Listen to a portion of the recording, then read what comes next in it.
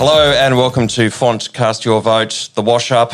It's been a big 5 weeks in Tasmanian politics. We had a fantastic election day on Saturday, democracy sausages all round, and now it's time to look and see what's actually happened. Joining me today, Beecher Townsend, Luke Martin, Alex Johnston, and back from holiday/special leave, Brad Stansfield. Hello, everyone. What a lineup. Good morning. It feels like 3 weeks since we were here on Friday. It's been a long time. Look, let's get straight into it. There's a lot to go through. So we'll start with the observations of someone who was very close to the heart of the action with the Liberal Party. Brad Stansfield, your observations on the campaign and also the result. Can I say, Brad, it is great to be back on the Fontcast, back in the office. Got to say, it looks like it's missed me. But anyway, I'll sort things out a bit later on. Look, it was a great result for the Liberal Party. It was an unprecedented third consecutive victory on Saturday. It hasn't been done before by the Liberal Party. And look, the Libs will almost certainly, in fact, I think will certainly win that 13th seat. It will be a majority Liberal government. And in fact, I think there's a good chance that the 13th seat will be one Madeleine Ogilvie, which really is a very interesting turn-up for the books in terms of how that has all played out. I mean, she has a history of winning close elections. I think she won narrowly over Julian Amos in 2014, obviously narrowly over Tim Cox, I think it was, on the countback. So I think she will be the one ultimately that sneaks home for the Libs, would be my view. Look, Gutwin gambled on an early election. It came up trumps. At the end of the day, he called an election to win. He won. He would be very, very happy with the outcome. And as I say, it was a good campaign run by the Libs, if I can say so myself. I think New State Director Stuart Smith did a great job. It was a great campaign team. And ultimately, team campaigns are what bring about such great results. Labor, well, they went backwards by a long way from their last election. It was a terrible result for them. They had 10 seats at the last election. They've now got 9 seats.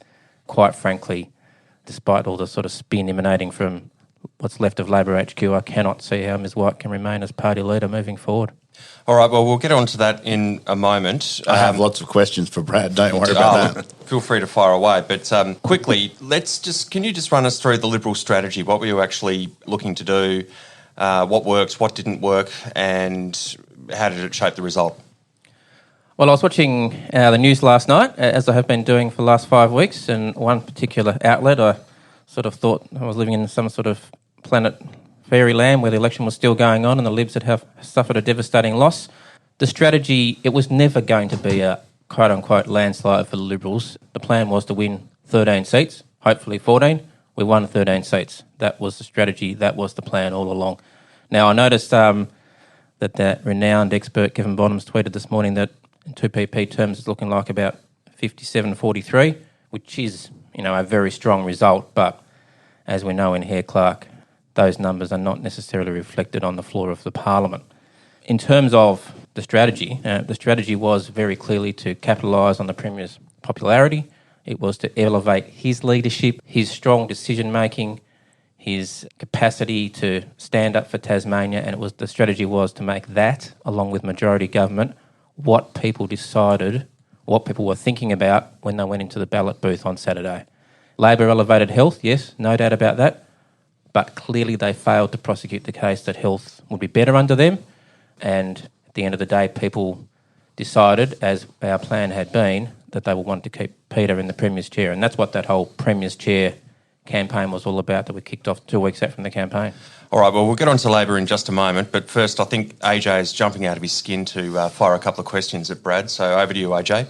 Well, we went to an early election because of the perils of being in minority government, according to Peter Gutwin.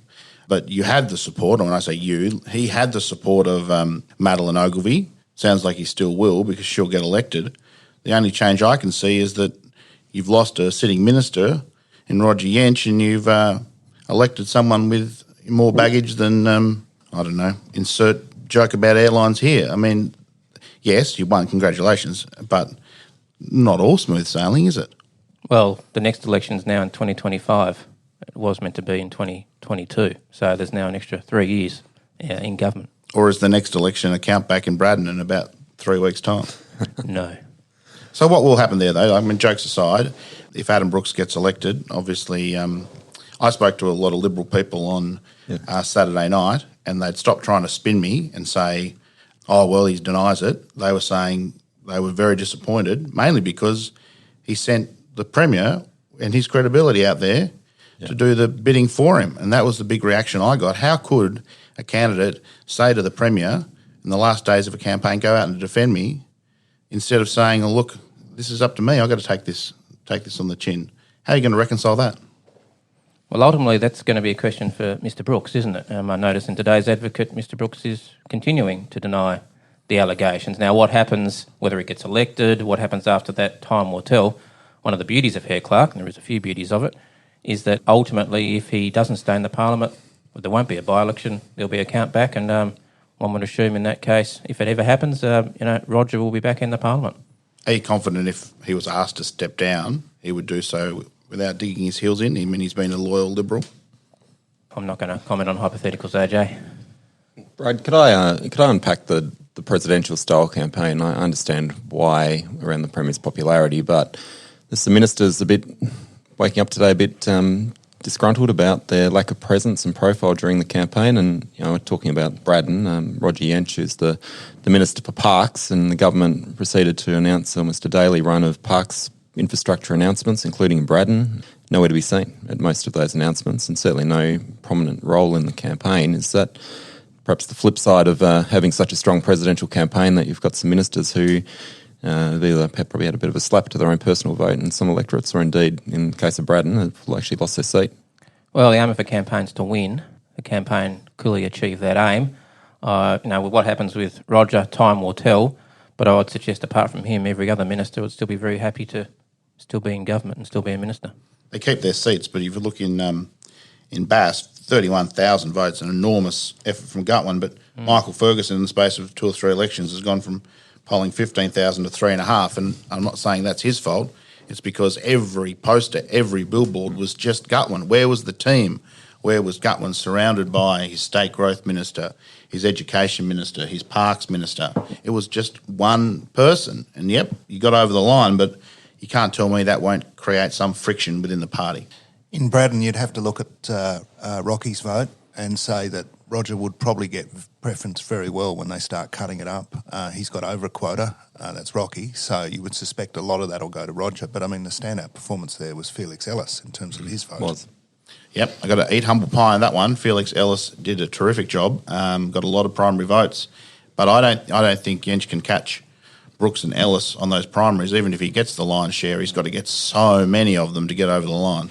All right, well, we'll get to that when we go around the grounds, but quickly, let's have a look at the wash-up for Labor, and in particular, we'll start with you, Luke. What do you think Saturday's result means for Labor leader Rebecca White? I look at Labor's campaign as a case of the good, the bad and the ugly. The good was what they were able to achieve in the last 2 or 3 weeks. Finally, I think after... I've got to jump in there. Where's the evidence for that? They lost. The good, the bad and the ugly. So the good is that in the last 2 weeks, I think they, whatever furniture was left to save after the colossal first 2 weeks, and I'd actually give that credit to Rebecca White. She carried that campaign in the last 2 weeks, and a lot of talk about Bastion, I noticed, but I think in terms of her leadership, she took a pretty... for a central role, her energy on the doors, her performance in the debate. I think whatever there is for Labor to save her out of the campaign, it is a reflection of her. Look, I agree, and I'll let you go on, but I agree that she campaigned well, particularly in the last 2 weeks, but, just this myth that somehow or other Labor had a better finish to the campaign is not supported by the evidence, clearly. The other point I would make about Rebecca's leadership is you cannot fatten the pig on market day. Where was she for the last 3 years? She paid the price of that. Well, that's the bad. And in fairness to her, I mean, the thing about finding a narrative, which I think a lot of us have been able to, looking at Labor, wondering, well, what's their campaign message for the last 6-7 years leading up to. They did find it in the last 2 weeks, but the question is where it's been the last 3 years and not just over COVID. The bad, I'd say, is obviously the first 2 weeks, and I'm sure we'll unpack that around the that'd be the ugly. No, the ugly. No, well, I actually think the ugly is where they left, and I think Brad alluded to the fact that their votes at 30-odd%. They've effectively given up a seat in Clark, the safest of safe Labor bastion seats. And two things about Christy Johnson. One, she's an extraordinarily capable PR-driven member, and she's young. So she's going to have that seat for as long as she potentially wants it, I reckon. And for Labor, what I look at from the results is the the jump they're going to need to take over probably now 2 elections to get to majority. So if you were Labor and you're trying to spin this as a good result, you are looking down the barrel of potentially requiring an unprecedented swing to get any shot next time of forming a government. Yeah, I think you're spot on with Christy Johnson. I mean, it's Andrew Wilkie all over again. They've managed to get an independent elected who fishes in their pond. So I couldn't agree more there. Let's go over that. Let's interrogate that. Did they save the furniture in the last 2 weeks? Maybe they held on to a seat in Bass, so that is still in limbo a little bit, the Greens, but I think they're going to hold on to a seat there. My other question is around Franklin. So they've got 221, which we all predicted. Now, some in the party, the Dean Winter opponents, will say, well, what a waste of time. We would have won 2 seats without Dean Winter. But maybe, I don't know what your thoughts on that are. I imagine Dean's entry, looking at the votes on Saturday night, Dean's entry into the race probably took some of Hodgman's votes and made Labor's vote look better. Now, I got it wrong on Friday. I thought Labor would poll really well, but Jackie Petrusma's vote held up great, went through the roof compared to what she'd polled previously. So what do you think about that result, and what are the ramifications there, Beach? Dean built a park for kids. It's a great thing and everybody loves it. And people voted for him because he got out in his municipality and he did something. So fair play to him. He's shown that coming into the race 2 weeks late, he can still poll that well. That's a startling result, and congratulations to him. If I could just answer your question there. The Liberals were never going to win 3 seats in Franklin. It was never on the table. It was a 2-2-1 all the way through from the moment the election was called. So is the Dean Winter fight worth it then? Well, yes, it was. To get him into the parliament? Well, it was, because the next Labor Premier is now in the parliament, which he wasn't before. Just unpack that also. I don't think on those votes you could argue that a different candidate, unless they did get someone of the ilk of Christy Johnson, would have made a difference to that Clark vote for Labor as well. What are they, 1.3? Where are they ending up now? Certainly Ben McGregor wasn't going to be the difference between Labor pulling that extra seat. So David O'Byrne might have been, though, if they had have taken him across the river. Or he would have cannibalised Ella Haddad's vote. I'll just give my favourite anecdote about the northern suburbs, and I've run 2 or 3 Hare Clark campaigns out there for various candidates. I did a straw poll, counted the number of election posters from Creek Road to to Mona, effectively. There was one Ella Haddad billboard, not one single Labor poster along Main Road, Glenorchy, and that was a week or 2 out. I mean, it's a disgrace. And again, that is for some, again, Labor heartland of heartland. It was a bold strategy from Labor to effectively run one candidate, I would suggest.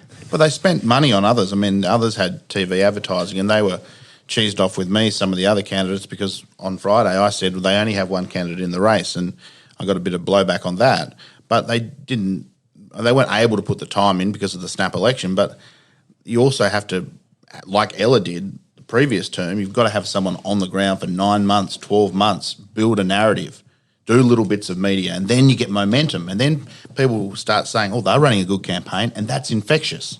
I agree. And if you look across the vote, the interesting thing to look at is the incumbency vote, where you've got a number of candidates such as Ellis, as we've talked about, Ogilvie over Baracus, O'Byrne obviously did well, and Tucker.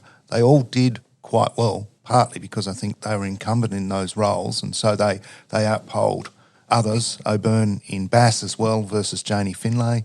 These people were in Parliament, they'd built a track record, they had a name for themselves, and so they had an opportunity to get elected. All right, then, let's go to the big question then. Does Rebecca White survive? Brad's going to say no. I'll put a case. Well, I think it's ultimately up to her and see whether she's got an appetite to stay on. She might not. She might think, that's enough. I've lost 2 elections. Admittedly, 2 elections in the space of 4 years, so crunched together for her. She became the leader about a year before the 2018 poll and had this one sprung on her a year early and off the back of COVID. So not the same 2-term clear run-up that Will Hodgman got, 8 years in opposition to build his case. Excuse smacking me, AJ. Well, I'm just putting the case, right? I'm just putting the case. The other problem is if you alienate Rebecca White straight away, you lose that huge chunk of vote in Lyons. And to Luke's point, how do you build back from there? You go from, he said ugly, you go to ugly to, grotesque. Because if you push Rebecca White out of state politics, wow, you're a long way away from winning majority government. So even Reen Hitting, when he got dumped as leader, stayed in the sort of senior team and brought a big vote back in Lyons the next time. I think whatever they do with Rebecca White, they have to plead her to stay part of the team. Fair enough if she's not leader, but it would be such a waste to Labor and the Parliament if they got rid of her altogether. I agree with you, AJ. Rebecca White has a lot to offer the Parliament, and it would be a great loss for Tasmania if we lost Rebecca White out of the Parliament.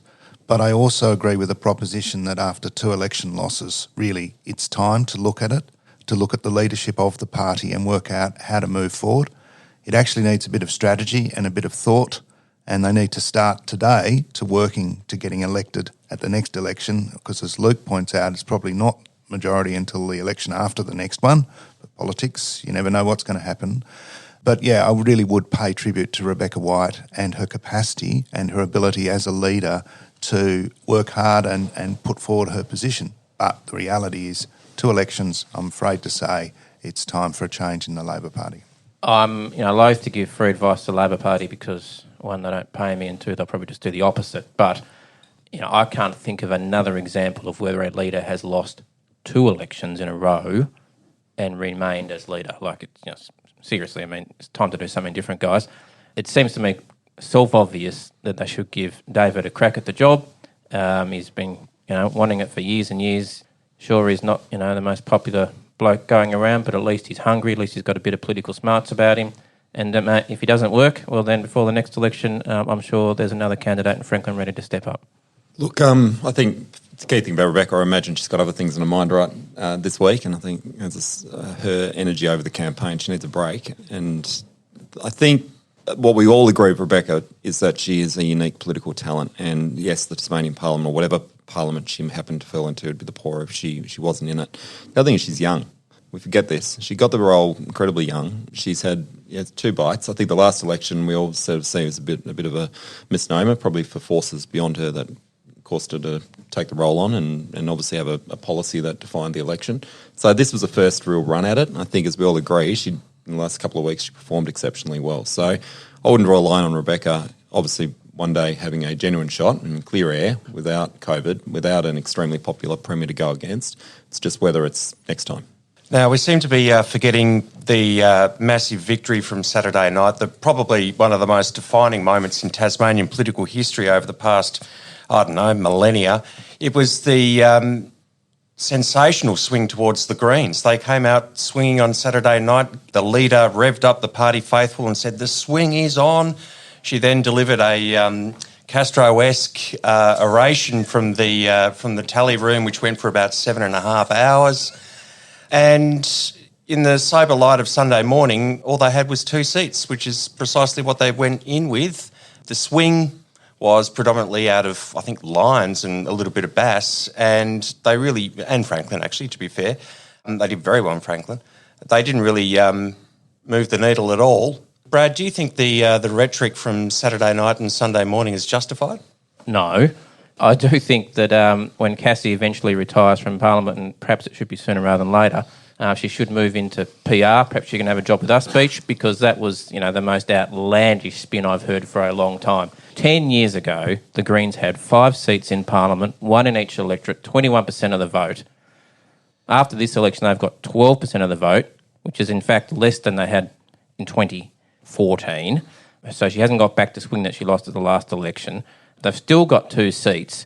And you've got Ms O'Connor claiming some sort of glorious victory. I mean, she said they're back in town. Well, I mean, I think that possibly if town's Hobart, maybe they're at Austin's Ferry. There's a long, long way to go. I think the swing was 1.7%. The Animal Justice Party managed to get a swing of 1.38%, so that's perhaps a good parallel to draw. I've got to say, I think Cassie, congratulations to Cassie, she made the most of the opportunity. That was broadcast nationally, and she really did put her best foot forward in arguing the proposition of the Greens. I've got to say, I've sat through many of those speeches over the years by the various leaders of the Greens, and they all have that similar theme of, we've done better this time and we'll do even better next time. We're on our way. We're nearly there. And I've got to say, this one was reminiscent of one Bob Brown delivered about 20 years ago. I had a bit of a chuckle this morning. I read one of the papers, might have been one of the northern papers. Cassie said that she was confident she retained the support of the party room. There's like one other person in it. I mean, Rosalie, please put your hand up and have a crack. I think you guys are being a little bit unkind. It was a good speech in the same way The Irishman was a good movie. But That's still I going. think Cassie O'Connor's result in Clark on Saturday was very impressive. Hang on a minute. She It was only a couple % more than last time. She had two independents all trying to, get into her territory in terms of transparency and independence, and some issues where they overlap, Christy Johnston on the pokies, etc. And her vote held up very well.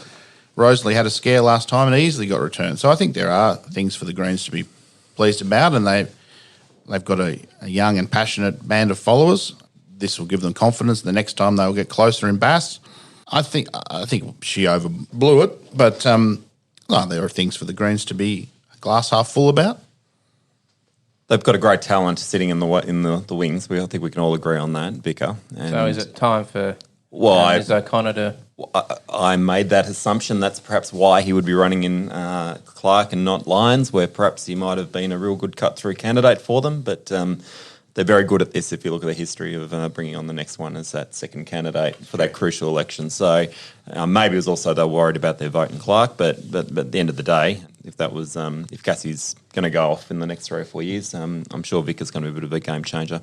Yeah, I think actually at the end of the day they did okay. Rosalie only just fell over the line in 2018, and Ms Woodruff held her own there. I think she's solidified her position as a member for Franklin for as long as she wants it. Cassie O'Connor continues to top the poll. You can't really do much more than that. She's the most popular. Well, hang on. Last numbers, I think Ms Archer was topping the poll. Oh, there you go. Well, I'll take that back. But really, you can't do much more than make sure you're getting a quota for yourself and for your team. Well, except you are the party leader, and your job is to win seats all around the state, not just in your home patch. And I'm sorry, she has manifestly failed twice now. Okay, we'll leave it there. I'm a bit rude, Lana, sorry. I think on the Greens, and we might just start to go around the electorates to see where we're up to, and we'll start with Braddon. Everybody most people, Beecher, called the northern electorates. What did Beecher have lived through in 17 or something? Yes, at some points during the campaign, it got a little bit high. I think in the end we all got it right. Yeah, well, we came back to the field, I think, towards the end there. But 3-2 for all of the electorates in the north, I think, was a fairly safe assumption at the start. In Braddon, it looks like Jeremy Rockcliffe will get back. It looks like Felix Ellis will do particularly well, and it looks like Adam Brooks will get in. Shane Broad, Anita Dow likely to return. So let's just start. So can I ask, AJ, because you would know her and I don't personally, what was the point of Justine running? She didn't seem to campaign. I don't get it. Well, I credit to Beach because he tipped Anita Dow to do well, and I thought Justine Kay would get elected. Well, I think the gamble was they'd seen what Michael Ferguson, Michelle O'Byrne had done when they came back from losing a federal seat, and they thought maybe the name recognition. Obviously, a lot of people had voted for her before. I mean, that's obvious because she won 2 federal elections or 1 by-election. So that was the gamble. But, yeah, maybe they're hamstrung because they also want to promote their incumbents, and in the end the incumbents got back. So I think probably that's a fair result. I think it would have been a real shame. A bit like Franklin in the fact that Alison Standon's lost to Dean. It's a shame that someone you build up, and then you bring someone in, they come over the top. But so I think justice probably prevailed for Labor there in Braddon, but they didn't get anywhere near what they hoped. And it's a long way off, isn't it? Those halcyon days of Cons and Greenie, and it's a long way off. I mean, the contrast was, as the publisher of the King Island Courier, the Libs chartered a plane, got a whole heap of people up there, went round the island, flew the flag and flew it strongly.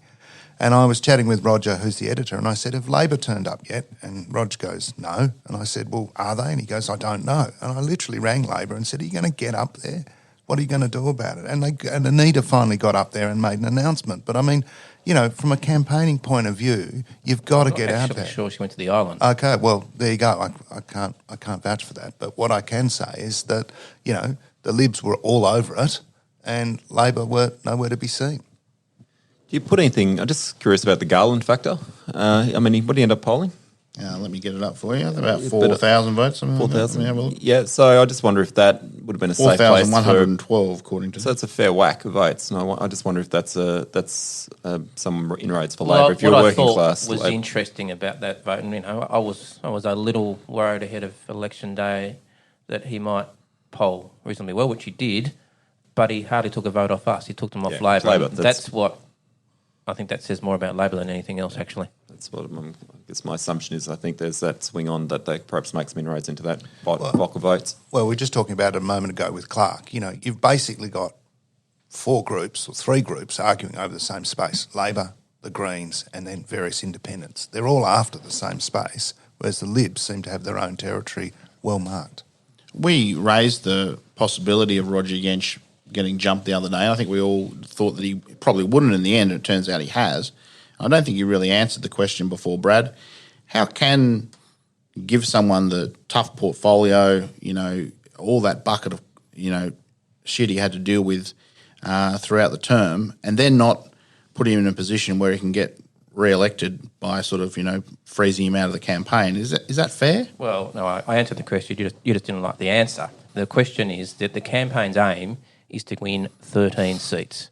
But don't you have an obligation to support the people that have done the work for you over the last 3? Under Herr Clark, as you know, it is ultimately the voters who decide who the members are. And I would suggest that when sitting members are tipped out, no matter who they are, that is a reflection from the voters on the members and nothing else. I would agree with that. You look at the vote in Bass, you've got the same issue. So just to recap, Brad basically spent the last week of the campaign in HQ yelling out, "I am Spartacus," and expecting everyone to join in. Let's turn our attention now to Bass, a fantastic personal vote for Premier Peter Gutwein, and just one small anecdote that I'd like to share. That I was at a lunch just after the COVID lockdowns eased and you could go out for lunch, and it was a room full of tourism operators and the like. And the former Premier, Will Hodgman, was there, and he was introduced as now the second most popular Liberal leader of all time. And certainly turns out to be true after the result on Saturday. That was a huge personal vote. That's sort of Doug Lowe-esque from Peter Gutwein. Obviously that impacted on Sarah Courtney's vote. Michael Ferguson's vote held up reasonably well. Then we look at the Labor side. Did it? It's down about 9,000 primaries from last time. I would ask, but... They all went to Gutwein. What does it matter?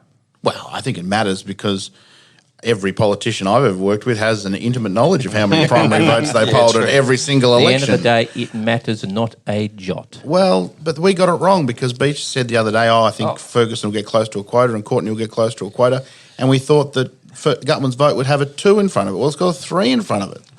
Like, you can't tell me that won't create some friction. It was the Peter Gutwein show. Well, this is like back in the old days when Robin Gray used to get 3 quotas in lines, and so every time he'd put up his hand, 2 hands behind him would come up as well. So he'd vote, you know, every time he voted, he tripled his vote on the floor or in the party room. Just the way I'm just disappointed he didn't get to 3 because then we would have got 4 seats. True. Then on the Labor side of the card, obviously Michelle O'Byrne looks to be reasonably safe. Janie Finlay comes in for Jennifer Houston. Yeah, thanks. Jennifer Houston. What did we... hang on. And don't forget that the Greens candidate, Mr. Davenport, won the seat 3 times over on Twitter. Yeah, he probably should have... if he knocked That'll on... call it, you'll get a tweet about that. I hope so. If he knocked on as many doors as he posted tweets, he probably would have romped it in with a quota and a half. Yeah. So, overall, the result in Bass was fairly predictable that Gutwein's huge personal vote would sweep the Libs over the line for 3. Brad, how realistic, inside the campaign, was anyone seriously thinking that 4 was on the table? No, look, as I said at the outset, and I'll state again, the aim was to get 13 seats. It was not for 17 or 18 like, some people living in cloud cuckoo land think. It was to get to 13, and there was a hope that possibly we might get 14, might sneak 14 if everything fell the right way. But the plan was always for 13. Oh, big plus for Labor is getting Janie Finlay elected. Obviously has appeal, nearly won a Ledge Coast seat in her own right. Polls 5,600 from a standing start against, the most popular Premier of all time. So Just goes to show that old rule of Tassie politics. Every time you run, you build your voter base. Well, as long as you don't make any big blues, yeah. So that's one silver lining for Labor. And I guess the interesting thing as well, in 2002, the Libs got hammered, but they got Hodgman, Rockcliffe and Gutwein in. So maybe this has a bit of a 2002 overtone for Labor. We'll go to Lyons. That went pretty much to script. There's nothing really Just before we to ride move home. on from Bass, Yep. I mean, back to Luke's point about Labor, what they build. If this is rock bottom, which, Brad will hope it's not, but, and you got Brian Whiteman in there next time in Bass, and I think... Hang on a minute. Where? Federal Bass? Is No, this state election. Brian Whitman's making a comeback? Well, I'm just I'm saying what they need to do. My manifesto for Labor to win in 4 years' time. You'd have to have Brian Whiteman back in Bass. You'd have to move David O'Byrne across the river into Clark. And you have Alison stand and sort of continue on almost as a sitting member. What do you do in Lions? You've got to have someone there, and you need a. The only thing I'd say about Lions, sorry to interrupt, is that I would have thought that the Jen Butler would have to be very disappointed with her result. Absolutely. Actually. Yeah. I was a bit shocked by that. I mean, the test of the poster sites, I'll say the two campaigns that stood out, one for the Libs, John Tucker, if there's not a farmer in northern Tasmania he doesn't know or hasn't door knocked on or got a poster up on, it was quite striking how much effort he put in or the party put on his behalf to get that seat. But Jen Butler as well, and to see that correlate into the votes, I'm a bit surprised that she didn't come clearly second. Jen's been a very hard-working local member. That's definitely our experience with the Derwent Valley Gazette and the various publications we have. All right, so that's Lions. Anybody? Sorry, Any other comments? Sorry, AJ. He was giving us his Labor's prescription for Lions, I think.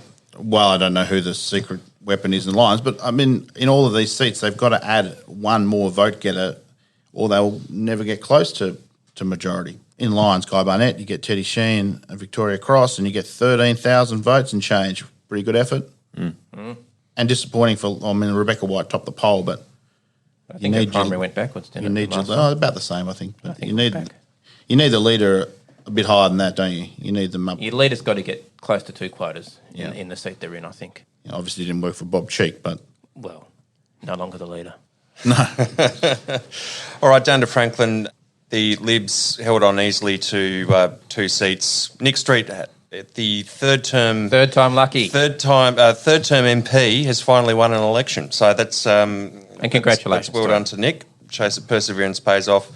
Jackie Petrusma ended up getting a huge chunk of former Hodgman votes. Completely non-surprised by that. She used to get all his number 2s. Right. So take them away and they become number 1s. a great effort. I mean, she had a disrupted term with some health things she needed to deal with. To get 13,500 votes, that's a huge effort. She should be stoked with that. Were the Liberals disappointed that Beck Enders didn't poll as well as she We got 2 might have been seats. expected two to? was So always you're going 2. I am Spartacus again on that one as well. Okay, and Seems like it all went to plan for Bradley, Oh, didn't yeah, it? This yeah. is just, not a hair out of place. Terry was always going to come out, and I had Gav controlled. He was very important. The Gav vote was important. I did. There was the best meme I think of the campaign was someone mocked up one of the Liberal how to vote cards. Just vote 1 for 1 to 6 for Adam Brooks and his various profiles, the order of your choice. Alleged. Yeah. Sorry, I thought that was very good. And Rosalie Woodruff, of course, held on to a seat, made that reasonably comfortable for the Greens in Franklin. Thank the author for that one. And 2 seats, of course, to Labor, David O'Byrne and Dean Winter. Hang on. I've been listening intently to the 5 episodes, a bit boring without me, but the 5 episodes, and I'm sure at one of them I heard a reference to a bet between one B. Townsend and somebody about who would outpoll who in Franklin. Is that correct? I didn't think it was. I thought it was around a certain former Glenorchy mayor. No, I recall there was a bet going around somewhere that David O'Byrne would outpoll Dean Winter. I think we all think put who would top the poll, and I'm just Labor voters There it is. are incredibly disciplined, and whilst David is an amazing campaigner, I think Labor voters in those the two blocks in the working class areas where they are very disciplined, and when you get told by former premiers that the next premier is in waiting, and you get Mercury ramming it down your throat for 3 days, you think about twice about where you're putting your number 1 vote, and similarly also those swing voters in perhaps some of the more affluent areas, particularly in Kingborough. Dean was the standout, so I close to putting the Derwent swim on Dean actually topping the poll. He's just missed out, I think, on preferences are going to flow against him. But I think he's topped it's the an poll in amazing primaries, result. hasn't he? He has. for Labor, over David. Labor, Yes. Yeah. But did he bring new votes to the table, Luke? I think you probably saved the furniture a bit on that. But They were never going to get through. they were never going to get through. So What do you think then, Brad? What I think was... Did he bring new votes? Because that's what the insiders will say, in Labor will say. Why do we have this fight? No. What he brought to the table was they've now got their next Premier in the Parliament, and that's why it was critical they brought him in. And that's why it was madness when they refused in the first place. But as for the result in Franklin, not a jot of difference. And a playground construction mandate policy to playgrounds in every community, Victor, is that going to be Dean's way ticket? I just think it, politics is local, and it just demonstrated he could do something. I just thought it was a great move, well timed, and helped him cross the line. I think there's a lot of voters out there that look at that and go, that's the kind of thing they want in their electorate. All right, let's move to Clark now. This was very interesting. My thoughts at the beginning of the campaign were that the centre-right side of the ticket, there was no real competition there, so that means that people wanting to vote that way would swing behind the Liberals. The centre-left side of the ticket was all over the show. You had just a buffet of options to choose from. In the end, that's really what happened. Labor's vote went down 20% in Clark, which is just staggering. Even though it was a short snap election, I'm staggered to think that they couldn't pick a really good running mate for El Haddad, given that there's a huge chunk of unionised workforce in and around Hobart in the public sector. There's, academics, all sorts of small business people who'd throw their weight behind Labor. The fact that they came up with such an appalling or weak ticket really was quite a... good people, no doubt. And there was I'm sure last night on Twitter, but good people, no doubt. Yeah, sure they all tried hard, but the reality is you needed that extra little bit of star power. There was discussion that maybe Josh Willey had come down from the upper house and run in Clark. That would have been brought an extra dynamic, and he certainly would have got a lot of votes out in Glenorchy if that had have happened. But, running the ticket the way they did, they got the result that everybody we all saw coming, didn't we? expecting. Yeah. Well, I think the question to be asked, and we've already canvassed this electorate fairly broadly, but would the Liberals have got 2 seats if Madeleine Ogilvie hadn't been brought to join the ticket? And I think the answer to that is no. Yeah, I would tend to agree with you. Madeleine polled really well. I was watching the vote between her and Baracus. Baracus got out there and campaigned hard and campaigned well. Madeleine went out and campaigned, and her vote's quite strong. Her vote with you, Brad. And I haven't analysed the booths, but I would expect that Madeleine has got a lot of votes from the northern suburbs, old Labor votes. People voted for her before they vote for her again, no matter what colour she's changed to. I have to crunch that those numbers. would not have come to the Liberal ticket buffer. And I also think as the votes counted up, she will hoover up preferences from all over the show too. She would have run as an independent, so would have had 3 independents, which naturally would have blocked that block up, probably would have got him the second one, wouldn't it? Yeah, and she wouldn't have won as an independent. Just on the Labor ticket. Well, then you'll have to make her a minister if she's that crucial to the government. Just on the Labor ticket, the greatest own goal. The greatest own goal. They should have pre-selected Willie when the Ben McGregor event happened. Absolute black and white. He was the only logical option for them. He was never going to give up a seat for a risk, though. He could have run for it again. When's the elections? Next year. Yeah, so he could have gone back again. He could have gone the by, but it seems to me they were at desperate stations. They made bold calls for putting Dean on the 6th seat. They could have made a move like that, and he would have been, I think, the only person who would have been able to carry the brand at that level in the northern suburbs. I think, as we speculated during Fontcast, if you get a phone call from Beck White at about week 2, don't answer it because you might be asked to run for Clark. So there it was. Brad, well, Madeleine, and I agree with your analysis, she's done very well, and I think she'll get elected from there. Will that cause friction that someone who was not in the Liberal Party just before the election is going to take the seat which was all but promised to Simon Baracus? No, and I'm not quite sure about your second contention. Well, he was the obvious second person in the run-up to the election. It was going to be the Liberal number 2 candidate. Now he's been leapfrogged by someone who ran for Labor at the last election. You can't tell me that didn't create some tension. There was an argument about poster sites. There's a different dynamic in the Liberal Party to the Labor Party. The reality is the Liberal Party says this is Hare Clark. Get out there, run the best campaign you can, and if you get elected, congratulations, you're a Member of Parliament. It's very different process. Simon's worked very hard, tremendously hard. And he will be a Member of Parliament. He may win this time, but he certainly will be in the future if not. Yeah, so... All right, now the independents. We had, conventional wisdom, I guess, going back to the size of Parliament change in 1998 was that there'll be no more independents effectively because the bar was too high and it was going to be too hard. Andrew Wilkie nearly got there in 2010, and this time around it was remarkable in the sense that at times there it almost looked like there might even be 2 independents being returned in Clark. Obviously the votes are being tallied and it looks like there will be only 1, but certainly a significant result for independents in Clark. So just firstly, what are our thoughts? Does Sue Hickey have enough redundant support, I guess, of preference flows to actually get over the line, or is this Christie's to lose? Oh, Christie will be elected, and I would suggest Sue will not be. Yeah, I tend to agree. She's in front now, and I can't see Sue coming home with a wet sail, but they both ran pretty impressive campaigns. I'm sure if Sue Hickey would In fact, I think Sue ran a better campaign. Sue ran an infinitely better campaign, I felt, in the last 2 weeks. Whoever ran her campaign deserves just the sheer grunt work. I think it was the deputy mayor of Glenorchy ran her campaign. Well, conclusions about who that person's going to be taking credit for it, but seeing Sue's performance 4 years ago compared to her performance now, independency did wonders for her personal work level in the electorate. I dare say if Sue wants to be Lord Mayor again, she would give it a red hot crack. On the topic of Glenorchy Council, I think if Christie gets elected, we'll have a mayoral by-election, won't we? We will. Yeah, that'll be interesting, won't it, Luke? Oh, is this a Fontcast exclusive? If you I run think in Glenorchy, I'll run for Mayor of Kingborough. Now I live in Reeves Crescent. I think the reality is, based on the results on the weekend, Christy Johnson will decide who's the next Mayor of Glenorchy, and I'm sure there'll be a few people putting their hand up. I think you might have alluded to the acting mayor bit connected as well. So we'll see that played over coming weeks. Definitely not a no, I might say. Absolutely. And there's a couple of Martin names up on the board in the chambers in Glenorchy already. Might be a third. Don't know if that does me many favours, to be honest, Brad. I'm a Glenorchy voter, Luke, if you want a sign site.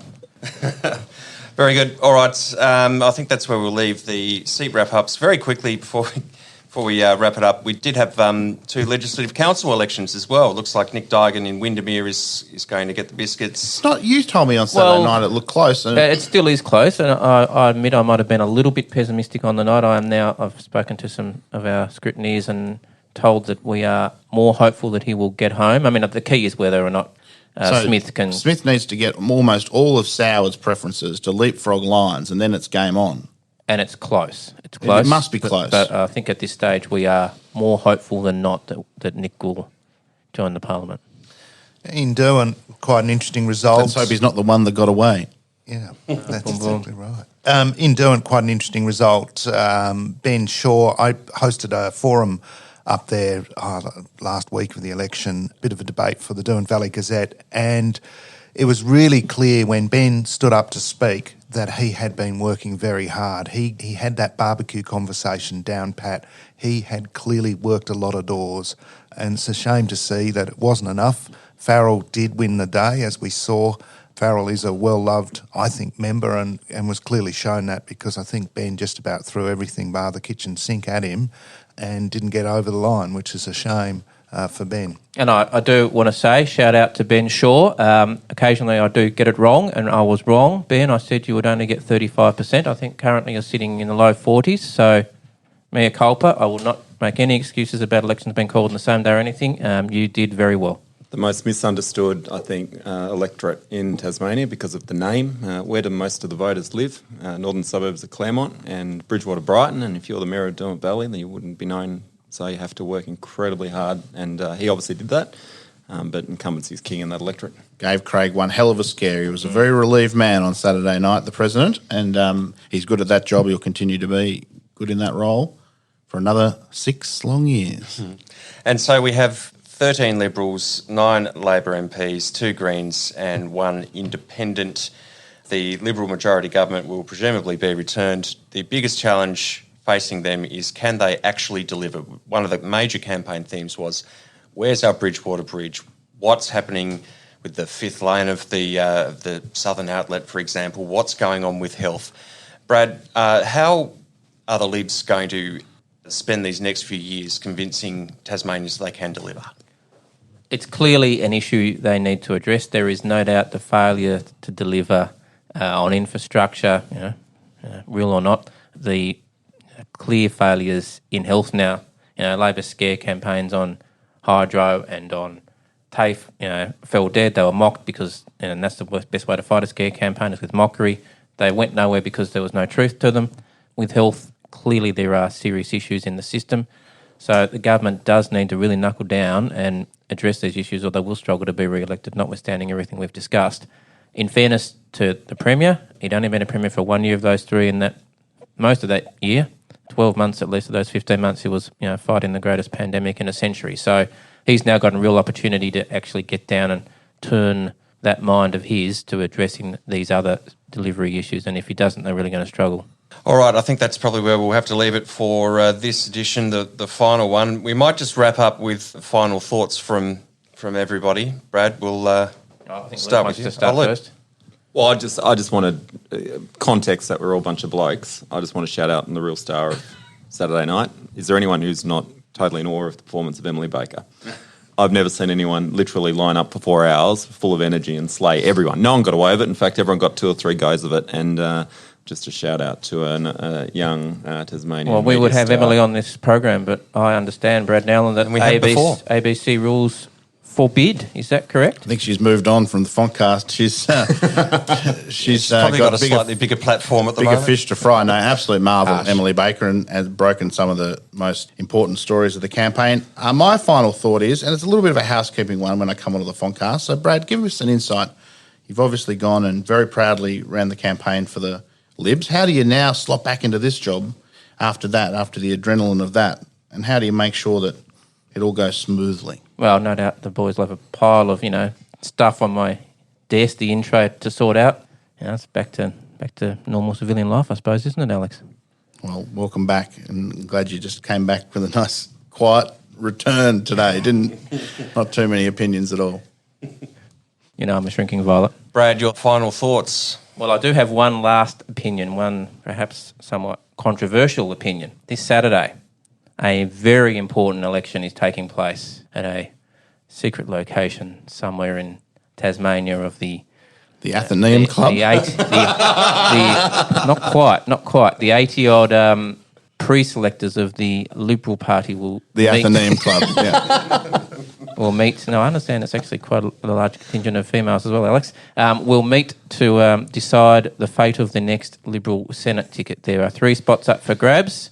There are, as I understand it, 3 candidates: sitting incumbent Senator Erica Betts, Senator John O'Daniam, Assistant Minister, and Senator Wendy Askew from the Bushby from northern Tasmania. I understand it is very, very close between Senator Betts and Senator Duniam. So has it been decided that Askew will be second on the ticket?